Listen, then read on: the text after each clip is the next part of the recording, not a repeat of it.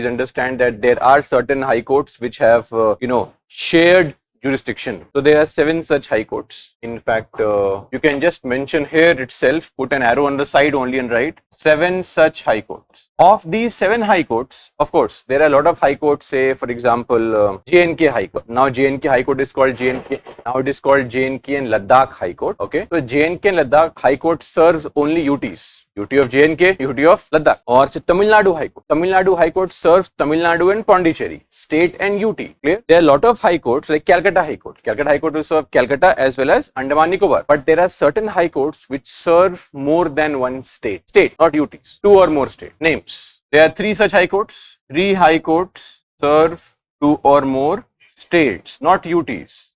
States, which are they? One is Bombay High Court. Okay. Of course, apart from Dadra and Nagar Haveli, it serves 2 states, Maharashtra and Goa. Please mention there Bombay, then Punjab and Haryana High Court, as the name suggests, Punjab, Haryana and the UT of Chandigarh. And then the third one, please write Guwahati, G-A-U-H-A-T-I, Guwahati.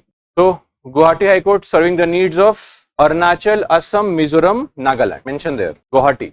Arunachal, Assam, Mizoram, Nagaland. No, High Court spelling is this. High courts don't change their spellings and all. So even though we have Prayagraj, Allahabad being called Prayagraj, it's still called Allahabad High Court. We still call it Bombay High Court, right? We still call it Calcutta High Court, not Kolkata High Court. Okay, we still call it Madras High Court. So that's it. Okay, maybe that's a colonial legacy. If they change the name, this will be a new name. But this showcases historically formed centuries ago. We don't know why they don't want to change their names and all. And so Guwahati High Court serves how many states? Which 4 states? Arunachal, Assam, Mizoram and Nagaland. Okay, great.